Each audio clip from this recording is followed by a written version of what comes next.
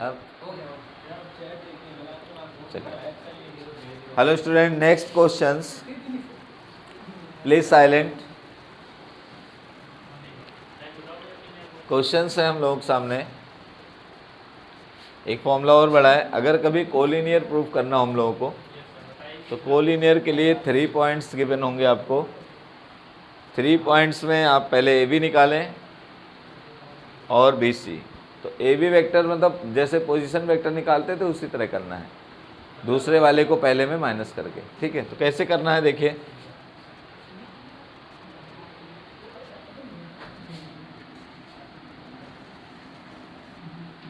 बहुत important question है ये कोलिनियर वाला, 2 नंबर से कम नहीं हो सकता।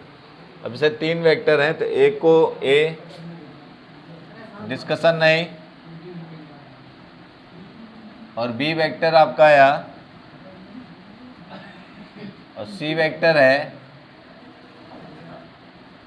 11। तो अब हमें जैसे ए बी वेक्टर निकालना हो तो दूसरे वाले को पहले वाले में माइनस करिए। तो 1 minus 2, 1 minus 2, minus 1 minus minus plus 4 और 3 माइनस 5। हाँ, यहाँ बस आई जे के नहीं दिखेगा। अब यह है -1 3 -2।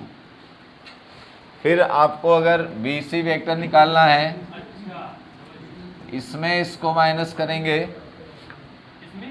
इस वाले से तीसरे वाले से दूसरे वाले को, तो 5 -1 -13 + 1 11 -3। तो इसमें जब हम लोगों ने इसको माइनस कराया तो 4, यहाँ 12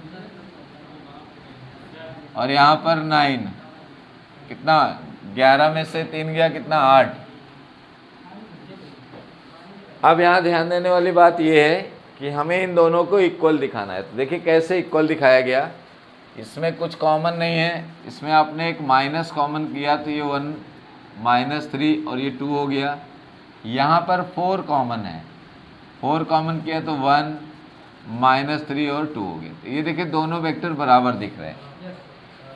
ठीक है, तो जब ये दोनों वेक्टर बराबर दिखेंगे, जो माइनस कॉमन आया, 4 कॉमन आया है, ये कांस्टेंट की तरह काम करने लगेंगे। तो अब आप बताएंगे कि A B vector equal to lambda B C vector. Lambda कौन है? लेमडा -2 है। दोनों सदिश आपस में कैसे हो गए? सॉरी, माइनस का 4, क्योंकि यहाँ 4 कांस्टेंट कॉमन हो। इस तरह से कर देंगे, कोलिनियर प्रूफ हो जाएगा बहुत सरल तरीके से। 2 नंबर मिल जाएंगे आसानी से, केवल घटाना है बस। चलिए आगे पॉइंट है, कॉमन लेने से आया है। ये देखिए यहाँ से जब माइनस कॉमन करेंगे तो जो माइनस के हैं वो प्लस के हो जाएंगे, जो प्लस का है वो माइनस का हो जाएगा। इसमें 4 कॉमन करेंगे तो 4 1 4 3 12 4 2 8।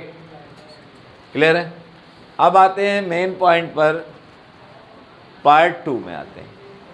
पार्ट 2 में हम लोगों को जो क्वेश्चन मिलेगा इसका वो कुछ ज़्यादा है। यहाँ से तो 1 नंबर 2 नंबर से ज़्यादा का क्वेश्चन नहीं आएगा। इसके बाद अब जो क्वेश्चन आएंगे वो बहुत ज़्यादा डिफ़िकल्ट भी होंगे और थोड़ा सा पढ़ना भी पड़ेगा। तो इसको नोट कर लें। तो अब देखें, यहाँ पर बात हुई इक्वेशन ऑफ लाइन की। हाँ, इक्वेशन ऑफ लाइन। हाँ, अब देखिए इक्वेशन ऑफ लाइन का जो फॉर्मूला है, बस फाइनल, डेट्स ऑल। हाँ, डेट्स ऑल, बस। Yes, silent. 3rd नंबर पर आ रहे हैं। तो देखिए equation of line, equation of line जब भी हमें बनाना होगा तो वेक्टर के माध्यम से बनाएंगे। तो हमारे पास 2 वेक्टर दिए गए होंगे, एक ए वेक्टर है और दूसरा बी वेक्टर है। इन 2 वेक्टर से होकर जाने वाली सरल रेखा समीकरण इक्वेशन ऑफ लाइन। तो इसमें होता है R vector equal to A vector plus lambda B vector. ये इक्वेशन ऑफ लाइन है इन वेक्टर फॉर्म। सरल रेखा का सदिश समीकरण। ठीक है, इसे हम लोग कहते हैं सरल रेखा का सदिश समीकरण। ठीक है, सरल रेखा का